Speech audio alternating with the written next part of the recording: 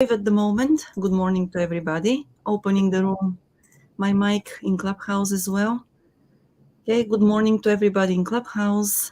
We have Richard, we have Timothy there.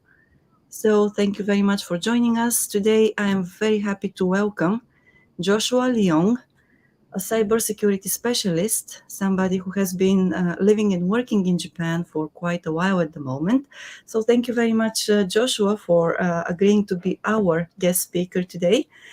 And yes, I'm not going to talk much about you because I would like you to do the self-introduction by yourself. And for this, please, the floor is yours. All right. Thank you so much, Maya. Thanks, Maya. Thanks, Tim. Long-time viewer, first-time speaker, right? So my name is Joshua. I have been in Japan for, about 10 years now. I'm currently working in the cybersecurity space. So my day job, so to speak, is that I'm managing cloud security compliance for the Japanese branch of a US cloud security vendor here in Japan. And I guess my Japan story, if I could phrase it like that, was that I originally came here and was working in the Japanese countryside doing internationalization and regional revitalization kind of work.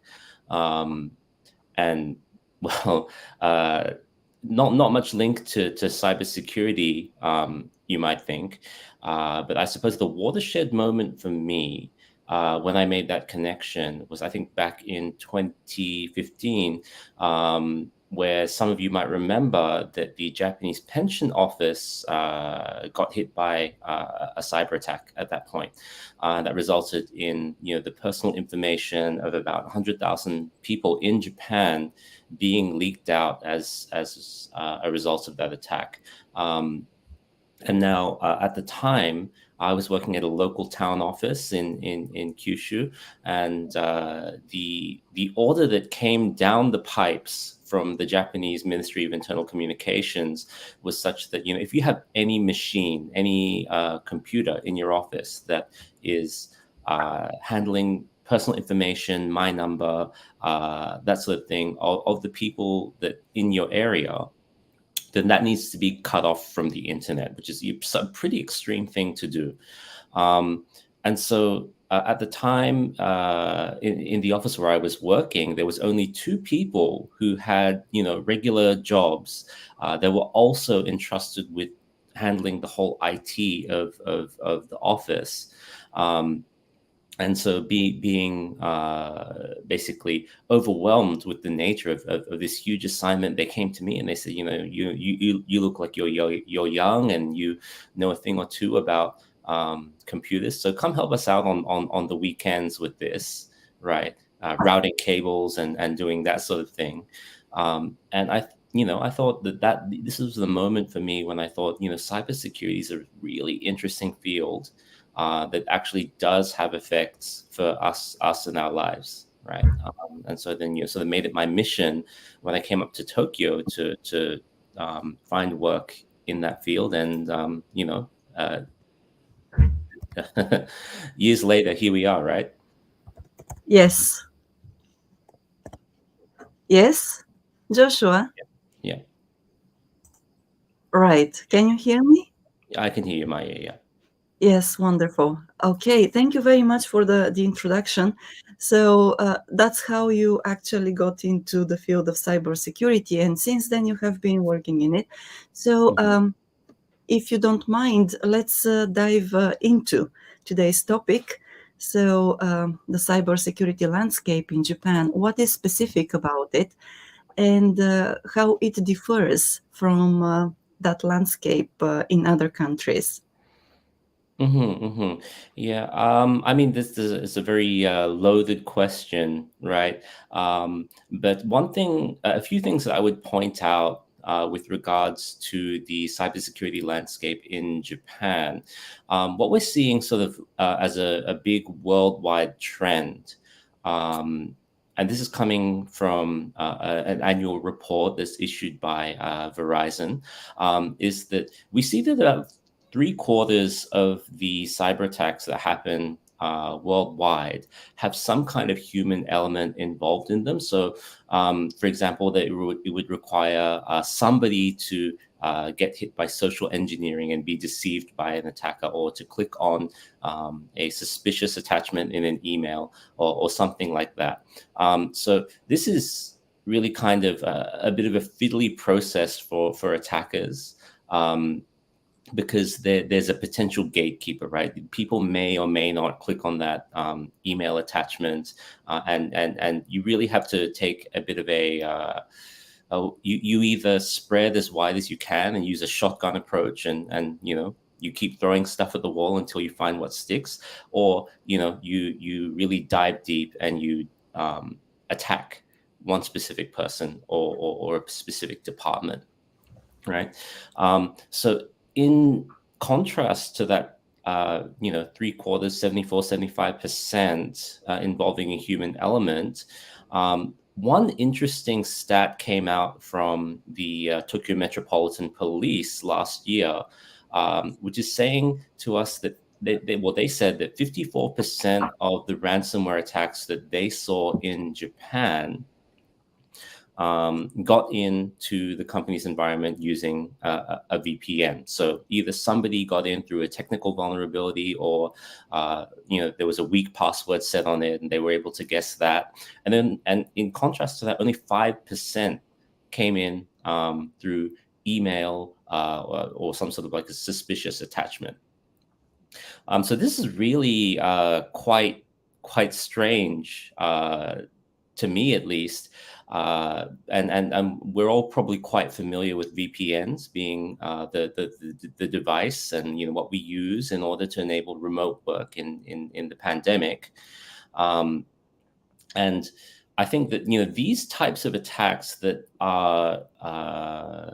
they are reliant on only technical elements is actually preferable for hackers, since they don't need to deal with the uncertain element of trying to trick a human being. There's no gatekeeper, so they can essentially let themselves into the network of this um, of this of whatever company that they're attacking, right, unhindered. And so, what this might suggest is that some Japanese organizations out there might not be doing, such a good job of securing the infrastructure, and maybe, that's what we should look at first.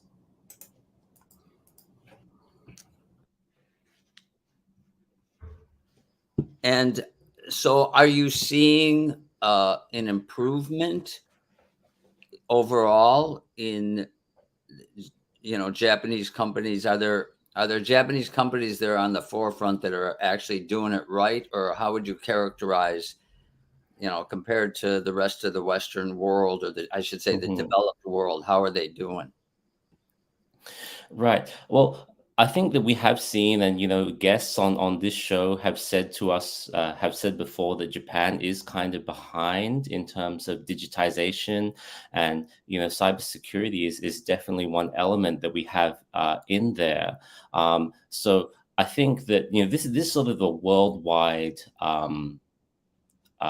phenomenon or trend that we see in security, in which we're seeing that that it's always a cost center, and the people involved with internally protecting the environment and cybersecurity have to justify their existence to senior management, because, well, people don't really know that you're there until an attack comes through, whether that's your fault or not, right?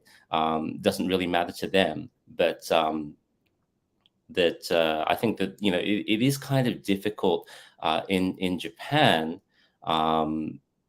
given some of the structures that we do have here, in order to get the buy-in of that senior management for greater investment and greater change in that area. Right. Okay. So thank you for that. And so I wondered if you don't mind me going a little bit back to what you said earlier.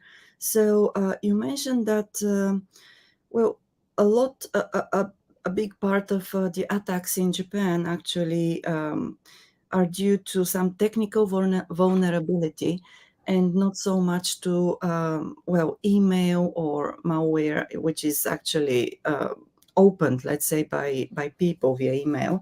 So do you think that, well, this is going to change at some point of time here in Japan? Or because, well, you said, yes, there is human element in it, but so do you expect that at some point of time that human element will play a smaller role than the technical, sorry, bigger role or smaller role, as compared to the vulnerabilities, the technical vulnerabilities?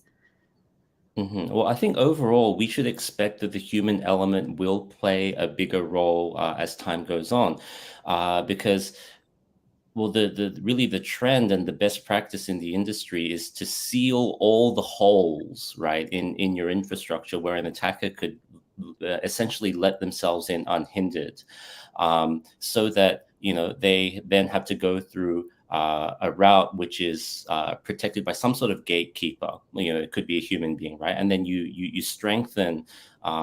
The human beings to be able to differentiate and detect these sorts of attacks as well. And I'm definitely not saying that email-borne threats are not a thing in Japan. This is just one particular statistic that did come from the Tokyo Metropolitan Police. We do have a lot of email threats coming in Japan. However, I just don't. From what I've seen, the extent of that is perhaps not as great as other countries. English-speaking countries in particular. Now, I think that there is a very real extent to which Japan is being protected by the Japanese language and the sort of uniqueness of Japanese culture. So it's really difficult for threat actors to craft authentic looking emails in Japanese, even if they have tools like Google Translate, or now even ChatGPT, because of like the cultural uniqueness that we have. For example, like you might see, and I'm sure a lot of us have received emails that are they look like some sort of phishing or scam email, and they start with konnichiwa. And anybody who's been in the Japanese business space for a while knows that nobody starts a business email with konnichiwa. It's usually osewa ni narimasu, or some sort of phrase like that. So I think that this sort of cultural uniqueness is making it a bit easier to detect those sorts of or raising the barrier, I would say, to a lot of threat actors externally to Japan, from getting in that way.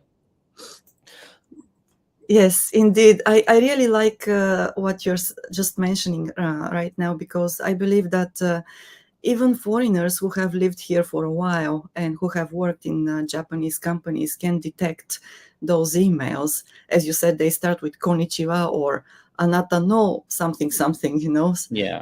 No one Yes, says that, right? yes, it's really, yes, they are very easily detectable.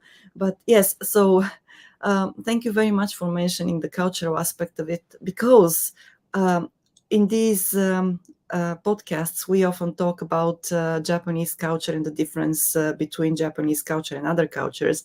And people very seldom realize that there is a lot that actually can be, assigned, let's say, to cultural differences here in business, but also once again we can see how important it is, to know about these cultural differences even in the field of cybersecurity. So this is a great observation, and I'm glad that you made it. So, but let's continue, however, and let's continue talking about Japanese companies. Yes, Tim, go ahead. Yeah, I just wanted to kind of related to the culture angle. You mentioned, the reality of cybersecurity being a cost center, and therefore you have to justify your existence. And it never really occurred to me until you brought it up when we had our little pre-discussion. Yeah, it makes perfect sense, right? Because in a sense, you're like you said, you're trying to justify your existence, but your existence is based on making sure things don't happen. And it's Exactly. hard to prove what didn't happen and therefore the value of what you're doing, right? So my question is this a reality that you see mostly in Japan or just around the world? And are non-Japanese companies, have they found a resolution to that problem? In other words, saying, you know what, we're just going to accept this as a cost of doing business because we have no choice and we know what the consequences are? Or is it more of a Japanese thing? I wanted to kind of clarify that. I mean, by the nature of what it is, cybersecurity is always going to be like a cost center, and it's always going to be one of those fields where people will only know when there's a disruption to service, and an attacker does get in. So that is a universal truth, whether you're in Japan or somewhere else.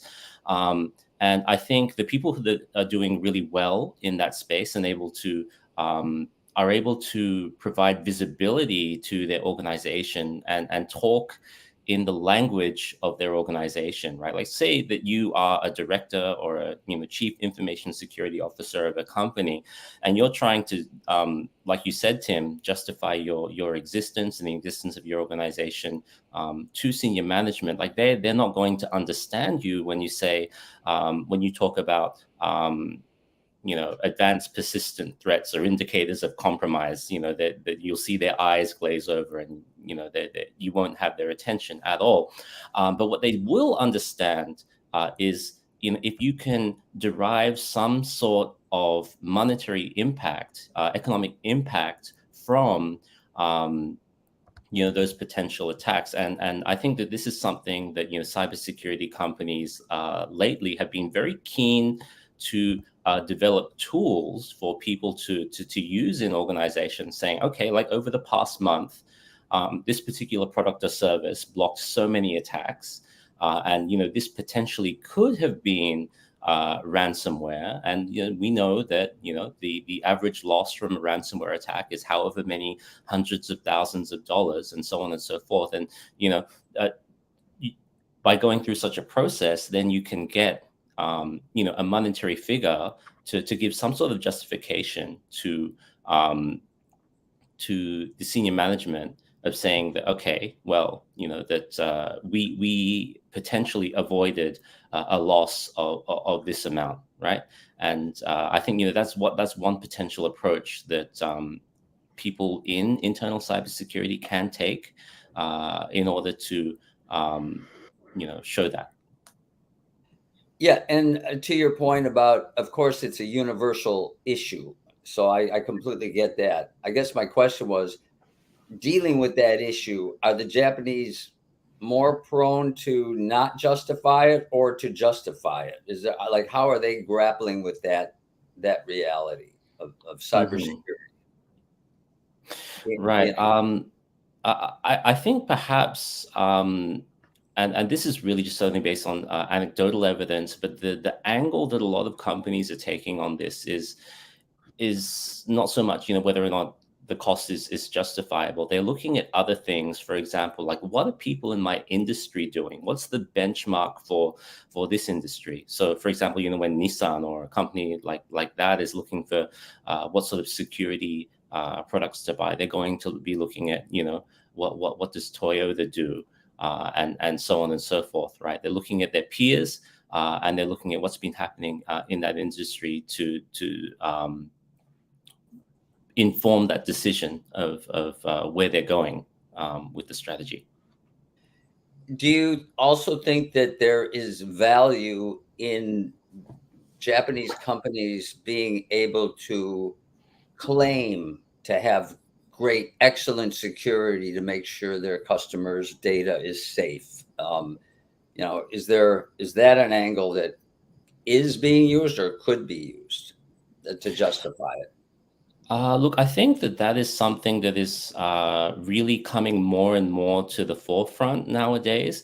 If you remember back to Corona days, where there was that incident with Line that we had, where it came to light that some of their engineers in a subsidiary in China they were actually able to see the line accounts and messages of people in Japan.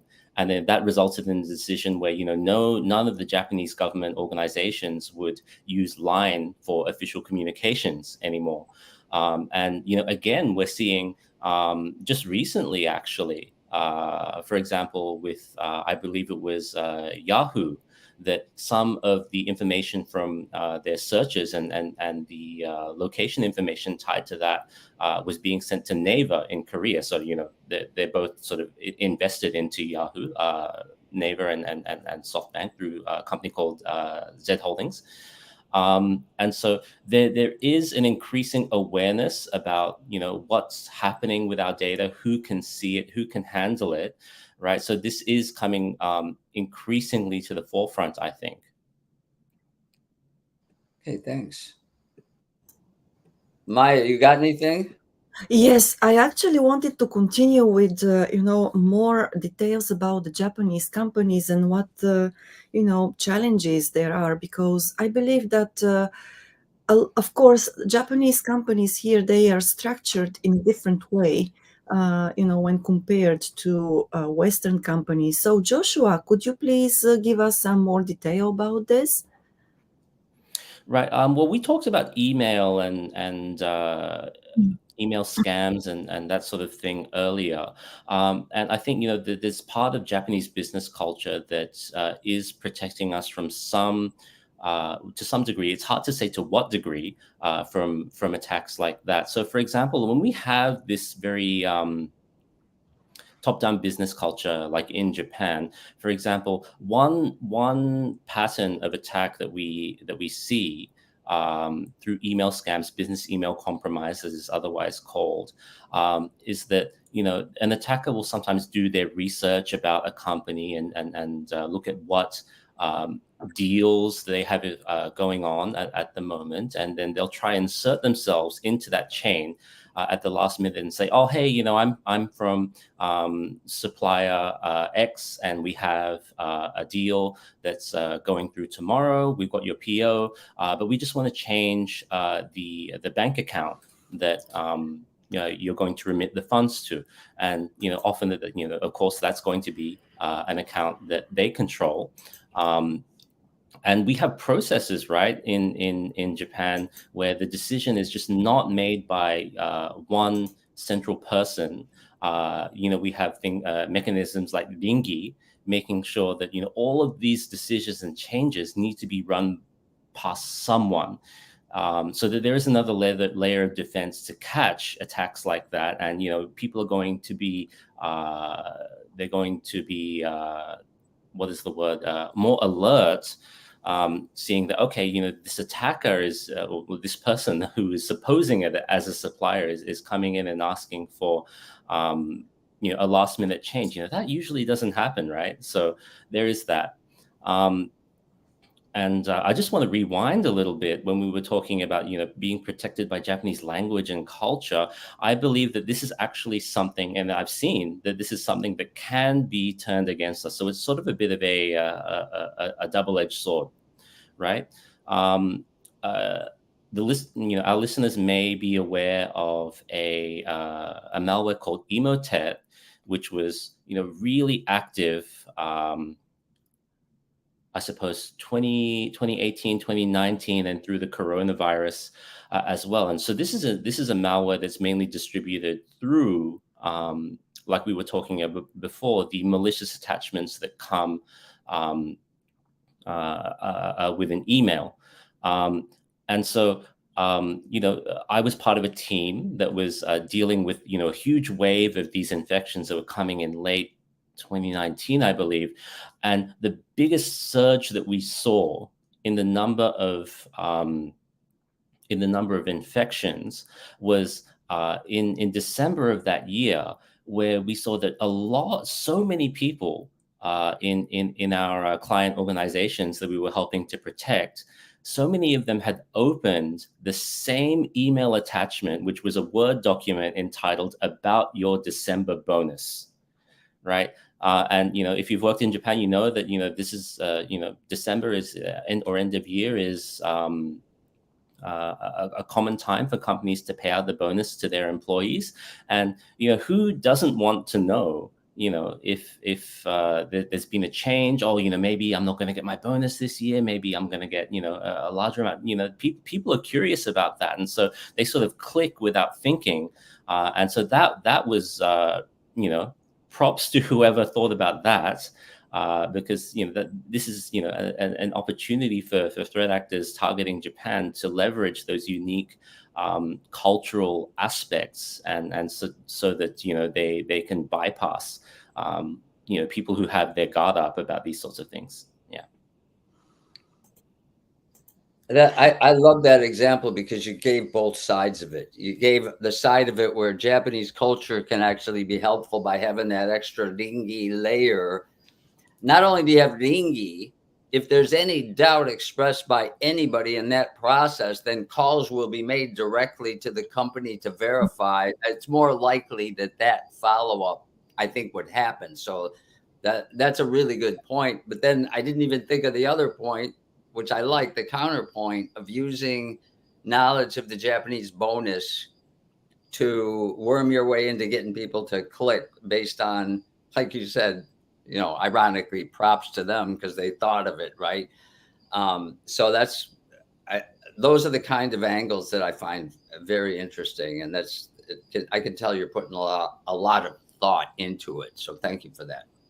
Mm-hmm. Yes. And also, yes, we know that, of course, here in Japan, as you mentioned earlier, actually, people rotate, and they change their positions. So, and that is by design, of course, all the companies. How does this, practice affect, the level of security of the companies here? Good question. Thanks, Maya.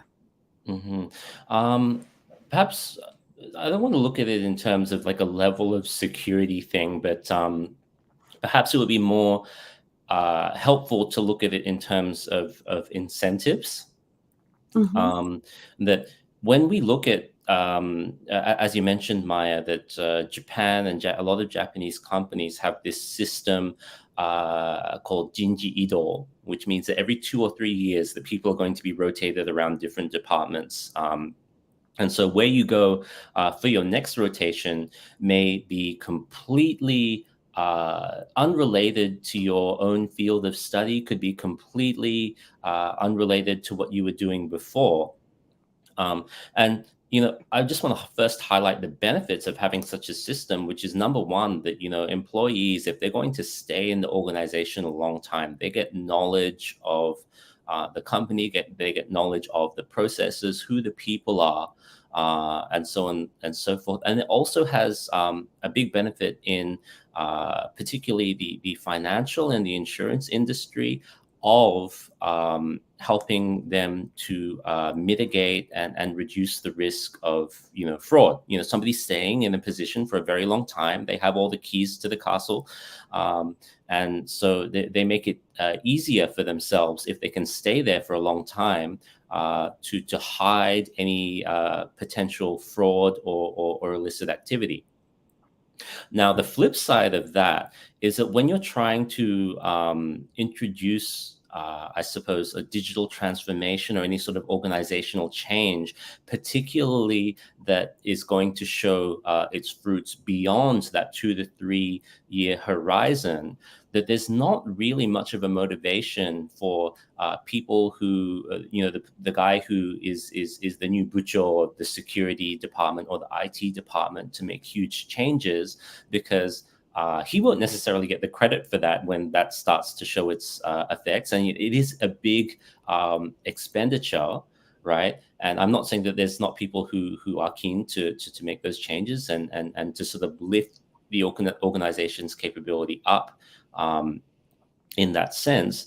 But the incentive for a lot of people is just to keep the status quo, and sort of coast along until you get your next you get your next assignment, rather than thinking about what's going to be in the best interest of the organization, and how do we make work and the processes here more efficient. Yeah, if it is not broken, there is no need to fix it. I believe that's the philosophy behind it. But also, Absolutely, yeah. yes, and also, yes, as you mentioned, people really don't feel like starting new things if they're not going to be there to see the results. Well, and I think that actually we transitioned into the part about barriers to change here. And Mm-hmm. so I believe that this is the first one. But are there any other barriers in Japan? There are a number, right? And I think it's difficult to talk about it in a way that's really comprehensive.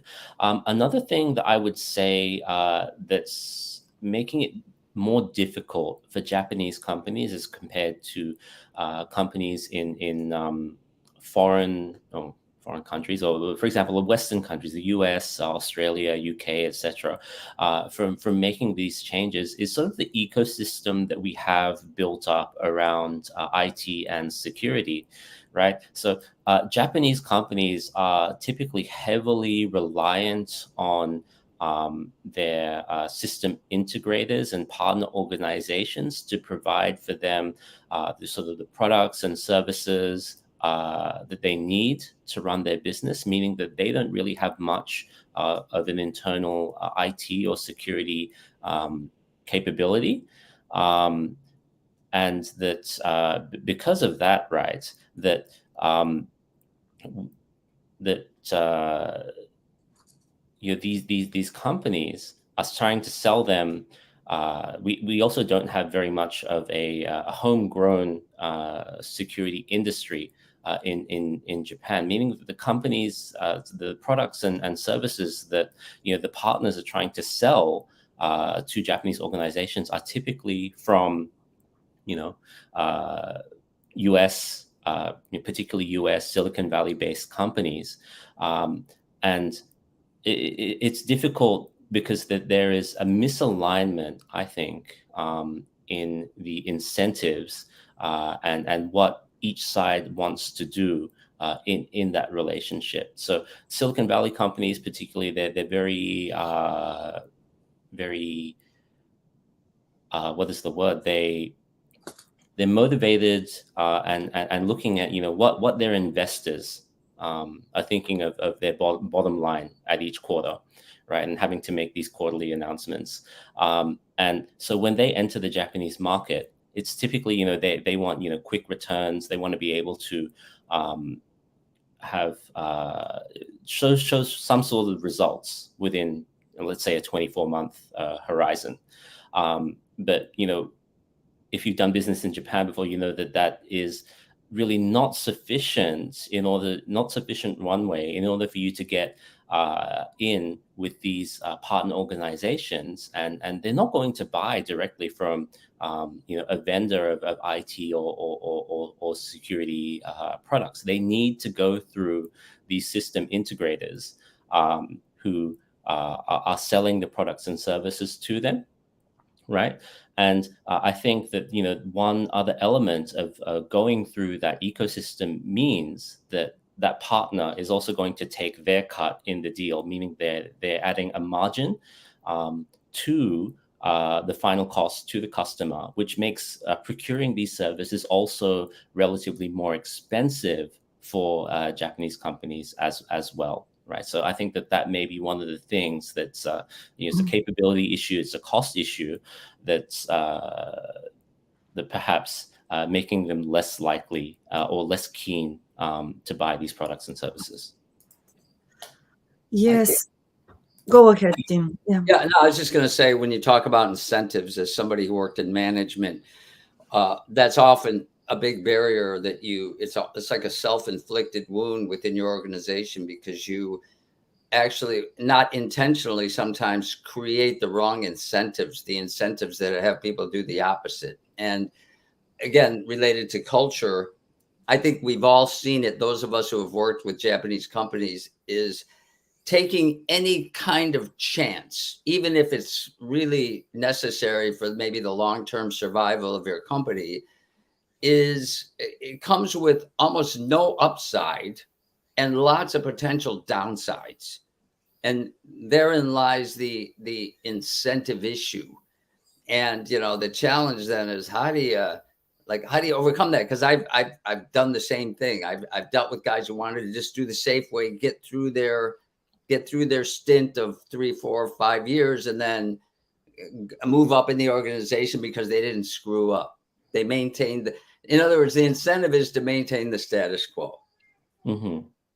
And the other question is, that's the tough one, is how do you turn that around and be strategic about it so you can counter that in some way? I don't have the answer. That's how I think, Mhm. Yeah, but there is one more thing I was thinking about. Like, Japanese business culture favors long-term engagements and long-term partnerships, long-term implementation of any system, actually. And of course, once again, part of it is that philosophy, or let's say mindset, that if it is not broken, you don't have to fix it. So I wonder, and we have seen that. In any technical field nowadays, the development, the evolution of technologies so fast that I just cannot see how these two, the business culture here, the mindset, and then the development of technology can reconcile, actually. How can this work out here in Japan, Joshua? Do you have any ideas? Because it's something that I cannot see, a solution to at the moment. Right. Look, I'm with Tim here. I think that there is no silver bullet, and I think if there was to be a change made, it needs to be an organizational level change that really incentivizes people to aim for excellence, even if there is a kind of risk. I think that would be potentially helpful for Japanese organizations, because I think what is at the forefront of most people's minds when they come into a position like this is how do I just hold the fort down until my next assignment. But if it was the case that I had some sort of like KPIs or some sort of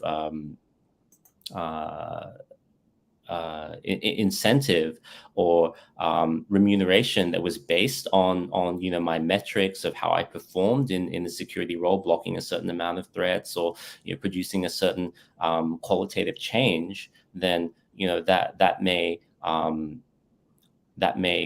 be helpful in this whole process of security transformation and digital transformation. But it can't just be security and IT only, because then you have that one lone guy fighting against the horde of other people that's trying to say no, it's too expensive, there's too much risk, and so on and so forth. So I think it needs to be sort of an organizational paradigm shift that produces this change. Yeah, it's not enough to convince, say, I was dealing with the president of a company in the US, and logically I was able to convince him that there was more risk to do nothing than to try something. But the challenge then was, could he convince the parent company who's making all these financial decisions, and it's not one person there either. So to your point about, you got to get the whole organization on board, and no matter how you slice it, it's going to take time. Mm-hmm. And you raise an interesting point, Tim, like especially when you have when you're trying to introduce this change as a sort of bottom up thing. And Japanese companies have been very they've had a voracious appetite, these big corporate conglomerates acquiring smaller businesses in their verticals in other countries. And so it's really difficult for a person at a branch office or a subsidiary in one of these companies in in the US, Southeast Asia, wherever it may be outside of Japan, to convince head office, their holding company or their parent company, to say, oh, hey, we're really seeing a lot of very significant threats in our area, and we need the budget, we need the support in order to take countermeasures against that. And it really is sort of a very much an uphill battle for these people if the decision makers at the very top are not informed and not understanding what's the risk. And again, that's a matter of phrasing it to them and having enough information for them, in a language that they understand, and outlining, what is the impact to the business if we don't do this. I wonder if it would help to cite case studies of companies that failed to, implement proper cybersecurity, and what in other words, case studies, consequences for that company. Short of that, it's a tough sell. I agree. It's a tough, especially to the parent company, because they're not on the ground. So they're detached from it. And it's like moving a mountain to try to bridge that. Even Japanese trying to persuade other Japanese at the home office, they were pulling their hair out, and these poor guys were stuck between the Americans, because the Japanese guys were there. They knew the problems, and the home office, and they didn't really have much of a good. They were between a rock and a hard place, and so a challenging issue for sure. I wish I had the answers. Yes, I agree with you. And from my experience, with Japanese organizations, it's always very, very difficult to sell it. Not only to the upper management, but of course to them, but also to middle class managers, and it's always so time consuming. And I remember that in the company I worked until last year, actually, there was just one person in charge, of cybersecurity. And this is cybersecurity in quotation marks, because, that person was in charge of all the technical issues in the company. And basically, that person was not a specialist. He was actually rotated to the job, to that position. And then what happened was that person needed to actually persuade the middle class managers and the top management that there was really a real need to do something more in this field, in order to be sure that not only the people who use email, but also, in terms of technical ability or capabilities, the company was at a better level of, let's say, more insured against cyber attacks. And it was so difficult to imagine how just one person, would be able to actually protect the whole system in the company against any attacks. That's right. Yeah. Yeah. And to your point, Maya, it's really difficult for that one person to have even the visibility across the whole organization. That's a colossal task in and of itself. And you also run into, okay, well, you may have a team of people, running your organizational cybersecurity as well, but there's also issues of the politics of how do they interact with the IT organization, business applications, things like that, right? And in many organizations, there's also a position called CIS, so Chief Information Security Officer. However, the case in a lot of organizations is, even though they have that C in their position title, they're not on the board. They don't directly report to the CEO. They're probably reporting to the CIO or the CTO of the organization. So, it's very easy if there's an inconvenient truth that pops up with regards to cybersecurity in the organization for that person to be, overruled or for the person above them to say, oh, we're going to accept the risk there. We don't want to think about this now. So getting the ear of senior management that does remain a challenge, both within and without Japan. Right. Yes, and I would say especially here, but of course I cannot compare, to companies out of the country, out of Japan. So, and do you see any other structural challenges to change here? And I'm talking structural challenges in Japanese organizations. Joshua. Yeah, structural challenges. I think we have covered the big ones. But yeah, I think really it is dependent on the senior management understanding the importance of change and the threats that are facing us, and making the decision and the investment to introduce change within the organization. Now, I think what may have been helpful here is the decisions that we've seen in the Japanese government recently, that we see that we are planning to double the defense spending in Japan. And you might have seen at the beginning of this year that the JSDF is going to quadruple the number of personnel that we have addressing cyber, specifically cybersecurity experts in Japan.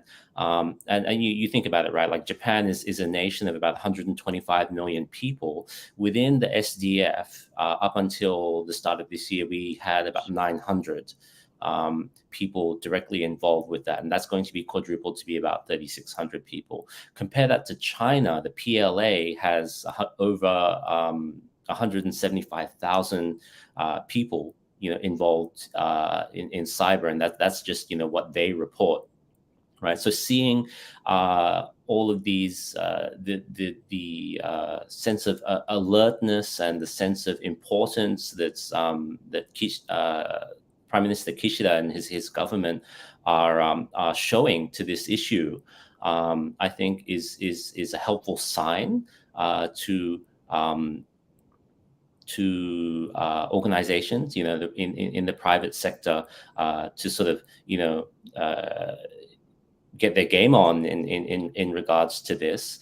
But I would also add that we need to address very much the issue of there needs to be a clear delineation of responsibility, like who is protecting what. We can't say just because the government is spending more money on this and they're allocating more people and more resources to the problem, that we can rely on them to protect us. But of course, no, there is an extent to which we need the organization needs to be proactive in protecting its own assets. I related to that then, because I understand everything you're saying in terms of, I think a lot of it is lack of awareness of what the threats really are. And I worked in two different fields that required introducing change. One was cross-culture, management, docking the management processes so Japanese Americans could get along. And then the other one was Kaizen. But in both situations, to jumpstart the process, because we were dealing with Japanese companies, our approach was to educate as many people as we could within the organization, preferably starting from the top, getting their buy-in, but then maybe simplifying some of the training as we went down to the lower levels of the organization. But the strategy was to create an awareness.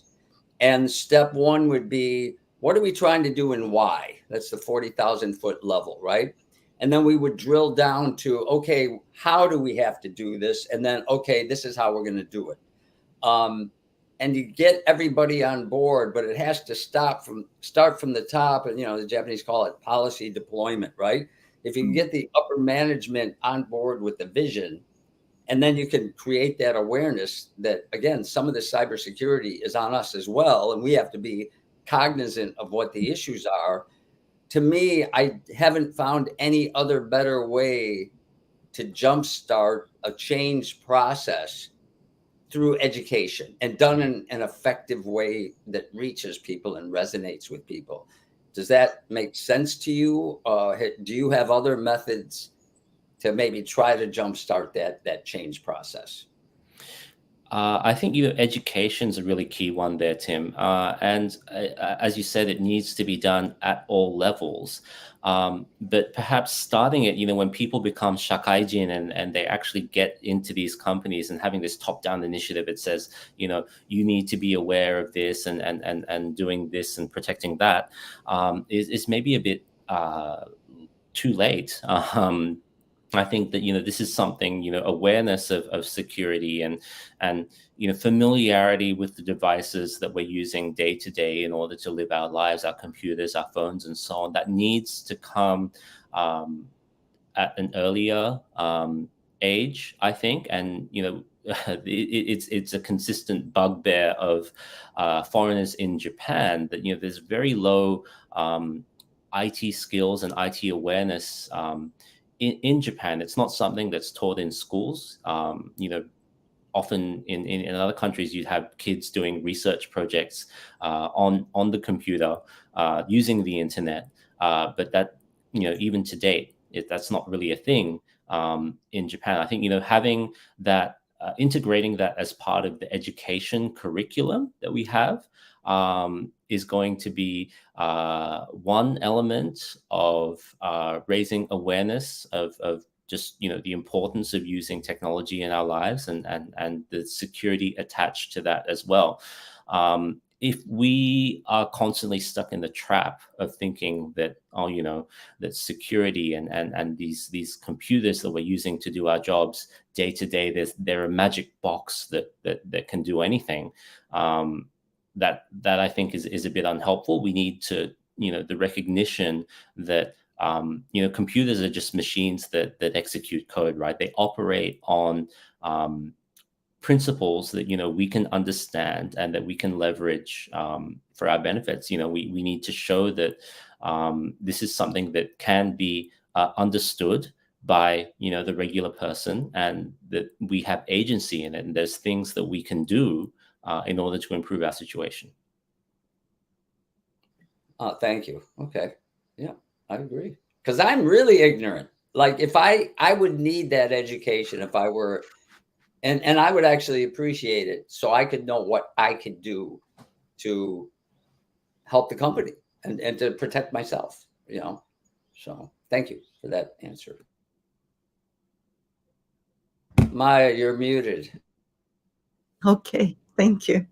Yes, I also think that, basically we're talking about a generational change here, and that, of course, it will take time. So, because I can see, for example, in the school of my daughter, all the kids, they have been given a laptop each by the ward, so that they can actually get used to using the laptops. But at the same time, there is something else which I have noticed, that the laptops are used, to check homework, and to communicate with the teacher. But at the same time, all the kids, they prefer to use tablets at home, and for entertainment also, to communicate with each other and so on. So I believe that, this generation will probably be better acquainted with the technology, but at the same time, I don't think that the speed they get used to it is up to date, because Japan, unfortunately, is already behind other countries in this field. And with the kids preferring to use, tablets and so on, because of, the projects they are given in school do not involve, using a computer at the same frequency as in other countries, I believe. So, Joshua, what do you think? I don't know, do we still need, to speed up that education here in the schools, or do we need to just import more people? And when I say import, it's not a good word, but to have more people coming from overseas to work in Japan in the field of cybersecurity. Well, I will say that what we are seeing in just the tech field in general is that there really are not enough sort of there's not enough homegrown talent, whether Mhm. that's as developers or security analysts or what have you, coming from Japanese universities and being generated in country. So. Big, especially our big Japanese tech giants like Rakuten, Mercari, places like that, are looking for those more technical roles overseas, and I think that is an issue. Because if you look at it long term, those people may not have the incentive to stick around and make a big change here, and there needs to be an integration of those people in development and technical roles with the business. And they can't always feel that it's a top down. Management says do this, so we do this type of decision. That they actually have some sort of agency to make change within the organization. I think that's going to be quite important. As to the issue of education, I think that there can be a lot done in order to encourage young Japanese kids to in order to take up these skills in order to use that in their career in the future, whether that's using a tablet or using a laptop. I don't think is real. I don't think that choice really matters. But I think what's going to really drive the change and get people into that is a curiosity to understand the principles on which it's based and which the technology is based, and to get out there and understand what's going on the internet, and what is possible, right? I think at a very at the most sort of common denominator level, people getting out there on the internet to see the breadth of information, and to be able to identify like what is disinformation, what's fake news, what does I mean, it's getting increasingly more difficult, but like what does a deep fake look like, things like that. I think and what does an email scam look like, right, is going to be um, helpful for us. It's sort of developing that immunity through contact with what can be out there. Right. Well, that's well, that's a good observation point, and I believe that probably a lot of schools here will get the point and eventually incorporate, some programs to spark, let's say, the interest in young kids in this field. So, and well, Joshua, we are just 2 minutes before 9 o'clock, and this is the time when we actually let people go. So I believe that we'll continue this conversation in the very near future, because this is something which a lot of people, a lot of companies, of course, and the Japanese government are, I think, considering at the moment. And well, thank you very much, really, for your time this morning. Tim, if you have a few words in conclusion, just go ahead, and so we'll wrap up and close the room. No, I just want to thank Joshua again for coming on and for enlightening me, educating me, because I need it probably more than anyone. And best of luck, to Joshua, and also to companies in Japan to hopefully embrace what's coming in the future and being able to protect themselves. It's a journey. Hopefully, it can be accelerated within the limits of culture as best we can. But thank you. I appreciate the discussion today. It was very enlightening. Yeah, thanks both of you for your time and the opportunity to speak on the show. Really appreciate it. Thank you, Joshua. Well, that's all for today. And thank you very much to everybody who stuck with us on YouTube and LinkedIn. We'll be here once again on Sunday morning at 8:20 with Timothy Langley, talking about Japanese politics. And then again next week at 8 o'clock. Thanks a lot. See you then. All right. Thank you, everybody. Thanks for coming.